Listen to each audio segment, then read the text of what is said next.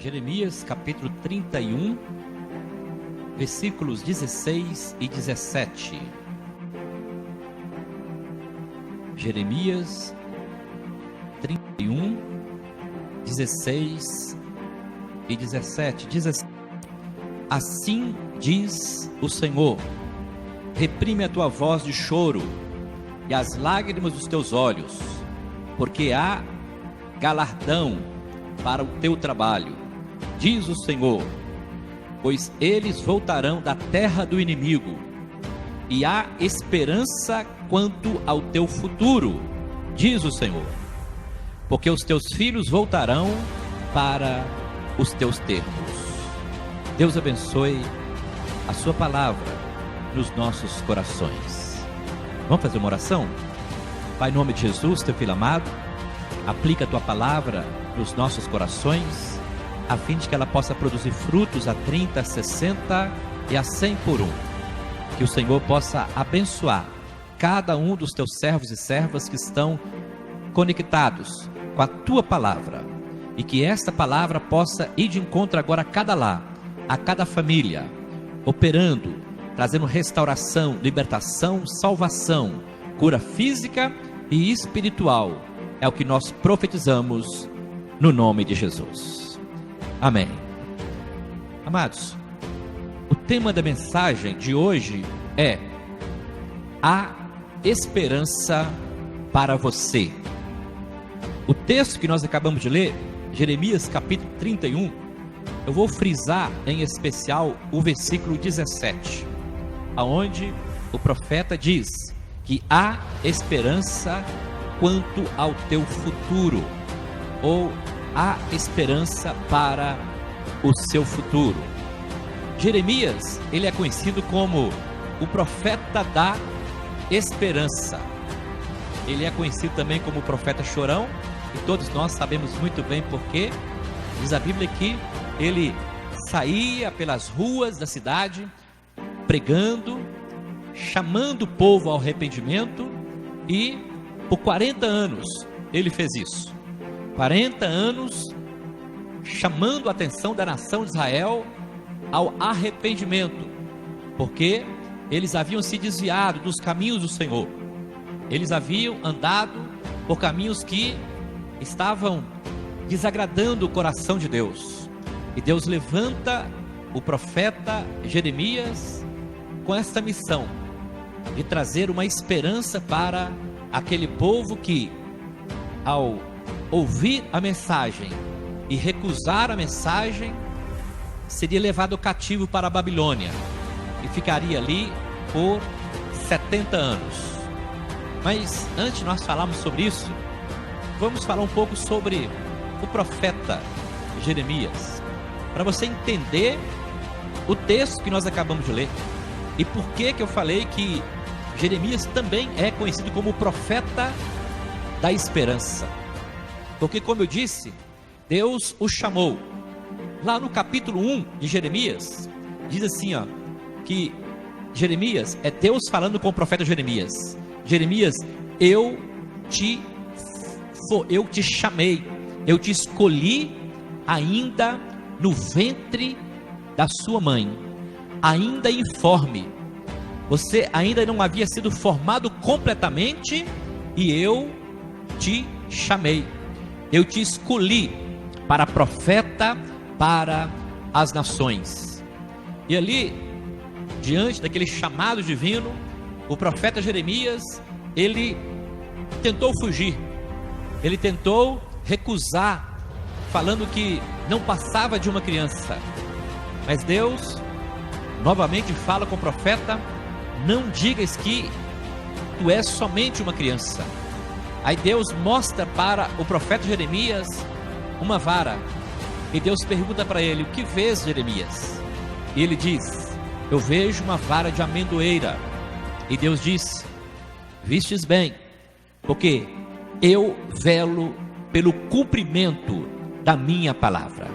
Em outras palavras, Deus havia falado para o profeta Jeremias que Deus já o havia escolhido antes mesmo dele nascer, antes mesmo dele ser formado no ventre da sua mãe.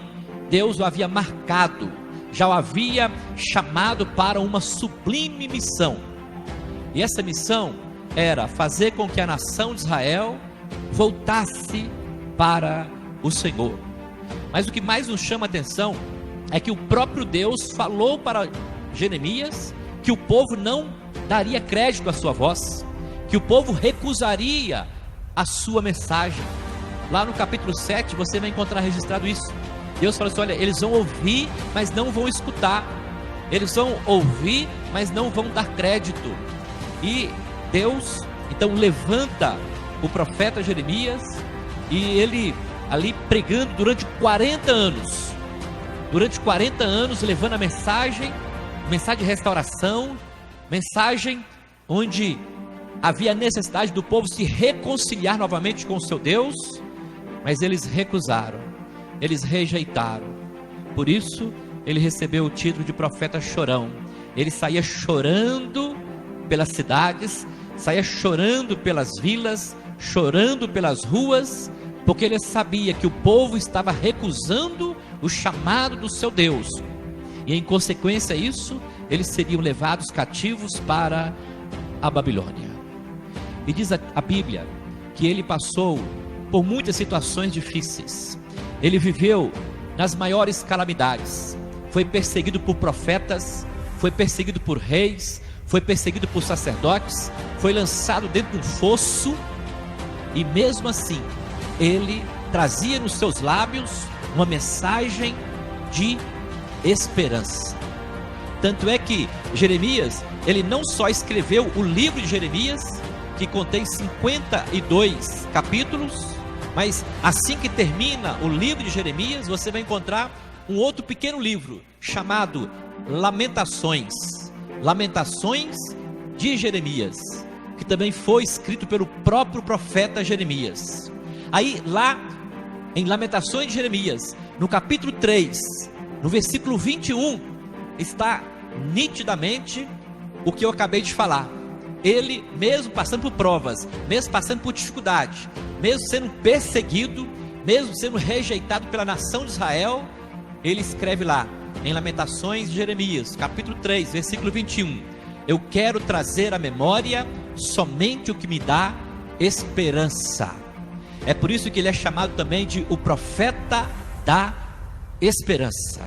E no capítulo 29 de Jeremias, Deus, por meio do profeta Jeremias, traz também uma palavra de esperança para a nação de Israel, e automaticamente que serve também para mim e para você nos nossos dias. Diz ele em Jeremias capítulo 29, no versículo 11: eu é que sei que pensamentos tenho a respeito de vós, pensamentos de paz, diz o Senhor, e não de mal, para vos dar um futuro abençoado, para vos dar um futuro glorioso. Ou seja, uma mensagem de esperança.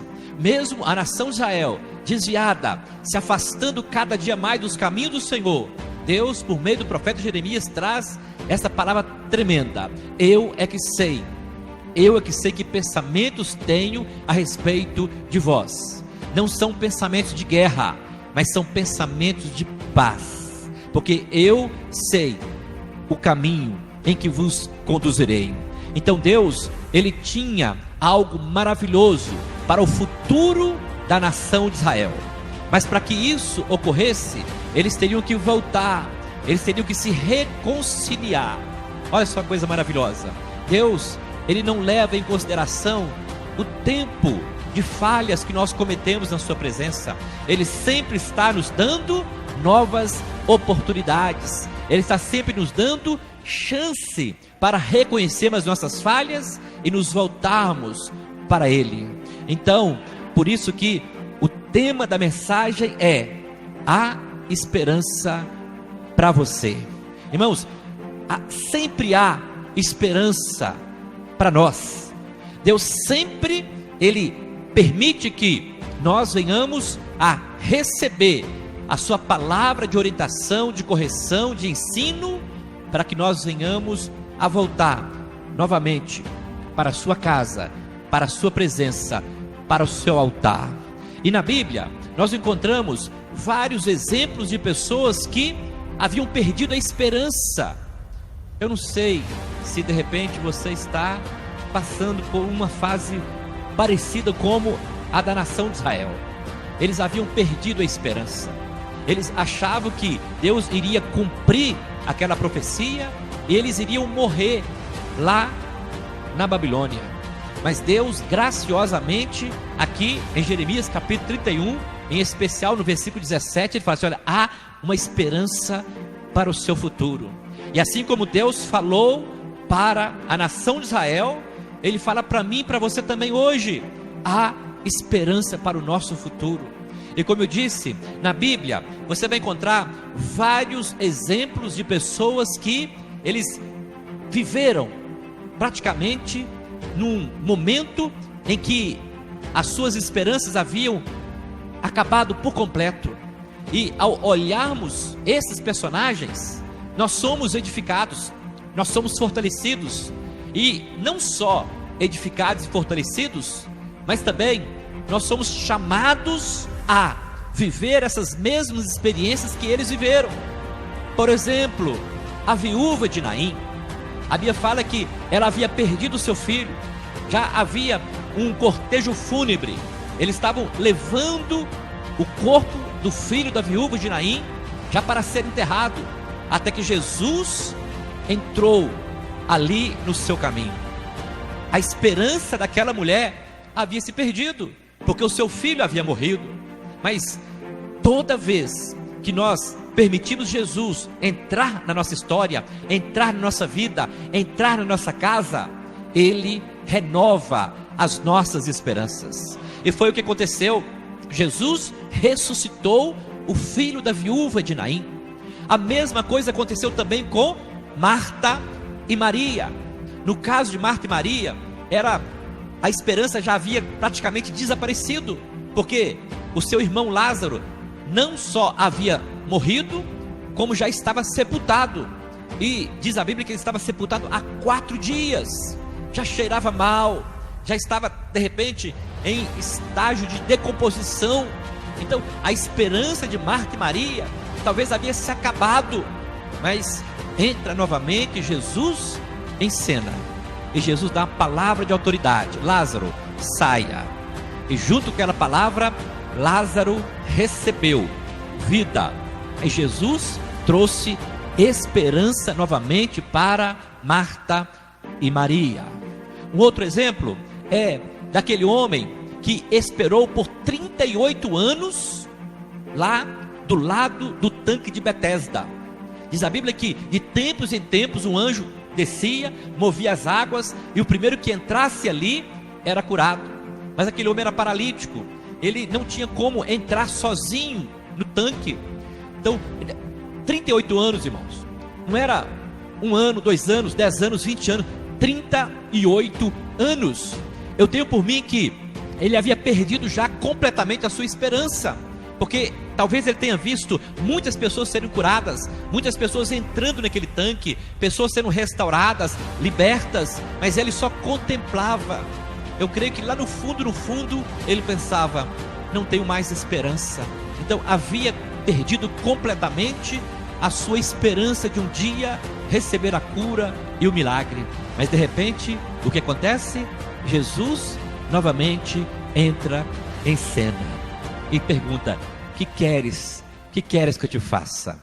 Jesus vai e cura aquele homem.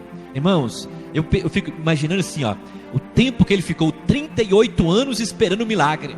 De repente aparece alguém que ele nem conhecia e declara para ele a cura, declara para ele que as suas esperanças estão restauradas, estão renovadas. Ele poderia viver normalmente como qualquer outra pessoa. Então, assim como Jesus entrou nessas 3 histórias que eu citei, Ele também quer entrar na minha, na sua, nas nossas histórias e trazer esperança, porque há esperança para você, há esperança para nós. Mas são tantos exemplos de pessoas que haviam perdido a esperança, mas que recuperaram ao ter um encontro com Jesus, que eu vou citar só mais alguns. No capítulo 9 de Mateus, só no capítulo 9 de Mateus, você vai encontrar 5 pessoas. Na verdade são 6, porque tinha 2 cegos. Você vai encontrar 6 pessoas que haviam perdido a esperança, que não tinha mais motivação nenhuma para viver. Mas Jesus entrou nas suas histórias e trouxe novamente a esperança para eles. A Bíblia fala em Mateus capítulo 9, no versículo 1, do paralítico de Cafarnaum. Se você quiser saber com mais detalhes o que aconteceu, abre lá em Lucas no capítulo 5, porque lá o escritor de Lucas, ele foi mais detalhista ao registrar este fato. Diz a Bíblia que havia um homem paralítico, era lá na cidade de Cafarnaum. 4 amigos tomaram aquele homem, estava numa cama ou numa maca, e levaram até Jesus. Mas ao chegar na casa, havia uma multidão cercando a casa, e dentro da casa também havia muitas pessoas, e eles pensaram: como que nós vamos conseguir levar este rapaz para ser curado até Jesus? Então, ao olhar aquela multidão, eu creio que eles começaram a perder a esperança. Primeiro, aquele jovem talvez não tivesse esperança nenhuma de um dia voltar a andar, ou talvez começar a andar, porque ele era paralítico. Segundo, a segunda falta de esperança foi quando ele chegou ali, ele viu aquela multidão que o impedia de ir até Jesus. Eu creio que a sua falta de esperança multiplicou. Mas o que aconteceu? Aqueles homens que conduziam aquela cama, que conduziam aquela maca, pegaram aquele homem, subiram até a casa, abriram o telhado e desceram-no. E quando Jesus viu aquele homem paralítico sem esperança nenhuma descendo ali por aquela casa, ele contemplou, diz o texto lá em Lucas, a fé daqueles homens. E diz a Bíblia que Jesus restaurou a esperança daquele que era paralítico. Então, o primeiro exemplo lá de Mateus capítulo 9, um homem, um jovem que era paralítico, que não tinha mais esperança nenhuma para andar. Jesus entra na sua história e faz com que ele se levante. Ainda em Mateus capítulo 9, você vai encontrar no versículo 9, a história de Jairo. Diz a Bíblia que Jairo, ele era um príncipe da sinagoga, era um mestre da lei, e ele tinha uma filha, e a sua filha havia acabado de morrer. Ele perdeu a sua filha, ele não tinha mais esperança nenhuma de repente, quem sabe no futuro, abraçar a sua filha, vê-la se casando, gerando filhos, enfim, gerando uma família. Então a esperança de Jairo havia completamente desaparecido. Mas o que acontece? Ele ouviu falar de Jesus, e lá foi Jairo até Jesus. E quando Jairo encontra-se com Jesus, e Jesus se prontifica a ir até a casa de Jairo, entra em cena a terceira pessoa, que também havia perdido as esperanças, uma mulher hemorrágica. Diz a Bíblia que ela estava há 12 anos sofrendo de uma hemorragia. Havia um fluxo de sangue, jorrava. Diz a Bíblia que ela havia já gasto todos os seus recursos, procurado os melhores médicos, mas a situação dela estava indo de mal a pior. Ela havia perdido as suas esperanças. Mas ela também ouviu falar de Jesus, e ela foi até Jesus. Mas assim como aquele primeiro paralítico que falei no capítulo 9 de Mateus, versículo 1, havia também uma multidão, e ao chegar próximo a Jesus, aquela multidão a impedia de vê-lo, de tocá-lo. Mas ela, com ousadia, estendeu as mãos e tocou nas vestes de Jesus. E quando ela tocou nas vestes de Jesus, diz a Bíblia que Jesus sentiu sair dele poder, virtude, unção de cura. E ela, aquela mulher que há 12 anos vivia sem esperança, gastou todos os seus recursos, estava caminhando paulatinamente para a morte, teve a sua esperança restaurada. ela recebeu cura, recebeu o milagre. Mas aí Jesus continuou seguindo em direção à casa de Jairo. E quando estava bem próximo, chega a notícia. Os empregados de Jairo dizem para ele: não incomodes mais o mestre, porque a menina está morta. Ou seja, as esperanças de Jairo haviam acabado por completo. Mas Jesus, ele é o dono da vida. Ele é aquele que traz esperança para os que não têm mais esperança. E Jesus chama para dentro da casa Jairo, a sua esposa, chama Tiago, João e Pedro, e ao estar ali dentro daquela casa, ele dá uma palavra de ordem para aquela criança e diz: Talita cumi, ou em outras palavras, menina, levanta-te. E aquela menina, diz a Bíblia, ela se levantou. Isso, irmãos, isso simboliza que Jesus estava restaurando novamente agora a esperança de Jairo. Assim como ele restaurou a saúde do paralítico, assim como ele restaurou a saúde daquela mulher que estava com 12 anos sofrendo de um fluxo, agora Jesus restaura a vida que está ali, que aquela criança havia perdido. Mas ainda no capítulo 9 de Mateus, você vai encontrar no versículo 27, Jesus curando 2 cegos. Diz a Bíblia que ele foi até uma cidade, chegou naquela cidade, haviam 2 cegos. E Jesus perguntou: o que queres que eu te faça? E eles disseram: nós queremos ver. E Jesus disse: que seja feito conforme vocês querem, conforme a vossa fé. Irmãos, eu fico imaginando assim, ó, a Bíblia não fala se eles eram cegos de nascença ou se eles contraíram a cegueira com o passar do tempo. Mas o que dá para entender é que eles eram cegos de nascença. Eles nunca tinham visto a luz, eles nunca tinham visto nada com seus olhos, porque eram cegos. Então eles não tinham esperança nenhuma de um dia ver nada. Mas Jesus veio e restaurou por completo a visão daqueles 2 cegos. Eles não tinham esperança nenhuma. Jesus entrou na história deles e trouxe esperança. E para terminar, em Mateus capítulo 9, no versículo 32, você vai encontrar registrado que Jesus curou um mudo endemoniado. Ele era mudo e era endemoniado. Eu fico pensando assim, ó, o sofrimento da família desse rapaz, porque além dele ser mudo, não poder exprimir, não poder falar, ele era atormentado por espíritos, era atormentado por demônios. E eu tenho por mim também que a sua família talvez havia perdido a esperança de um dia ver aquele jovem brincando como os outros jovens, tendo uma vida normal, trabalhando. Primeiro porque era mudo, segundo porque era atormentado por demônios.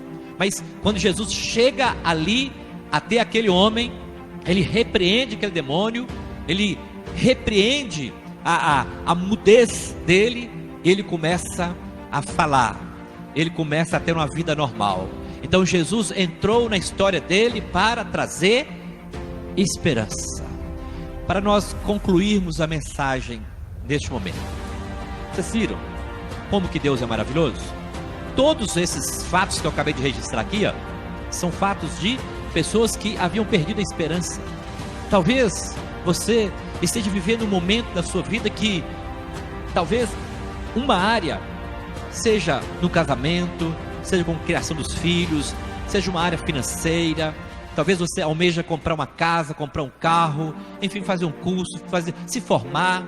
Talvez você pense assim, isso é impossível, não há mais esperança, nós estamos em crise, a pandemia, praticamente 2 anos parados, não tem mais, enfim, não vejo mais a luz no fim do túnel. Não, irmãos, vocês viram o que aconteceu aqui com esses vários exemplos bíblicos? Pessoas que não tinham mais esperança, pessoas que elas haviam perdido completamente, sabe, projetos para o futuro, porque as suas esperanças haviam se esvaído, não tinha mais solução para os seus problemas, até que Jesus entrou e mudou. Que nós possamos também permitir Jesus entrar na nossa vida, entrar na nossa casa, entrar na nossa história, entrar no nosso casamento, entrar na nossa família, entrar no nosso ministério e trazer esperança. Esperança. Olha, 3 elementos que não podem faltar na vida do cristão. O apóstolo Paulo fala sobre isso em 1 Coríntios capítulo 13, no versículo 13. 1 Coríntios 13, 13. Lá diz assim, ó: e 3 coisas permanecem. Quais são as 3 coisas que permanecem? Fé, esperança e amor. Olha que coisa interessante.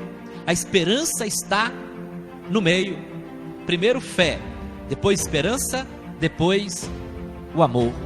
Se você tiver fé, a sua esperança não vai jamais se acabar. Alguns dizem que a esperança é a última que morre. Não.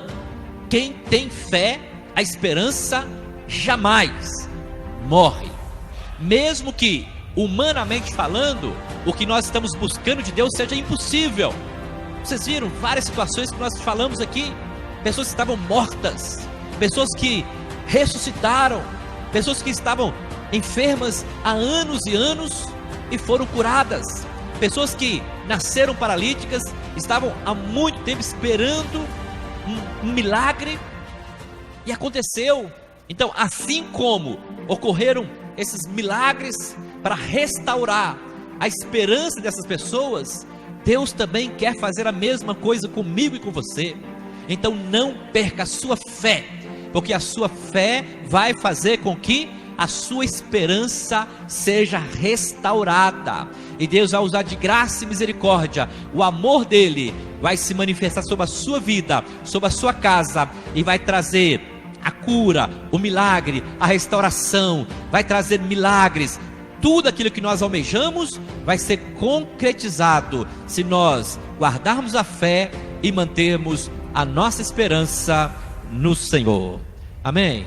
Que Deus abençoe a sua palavra nos nossos corações e que possamos manter a fé para que a esperança jamais pereça.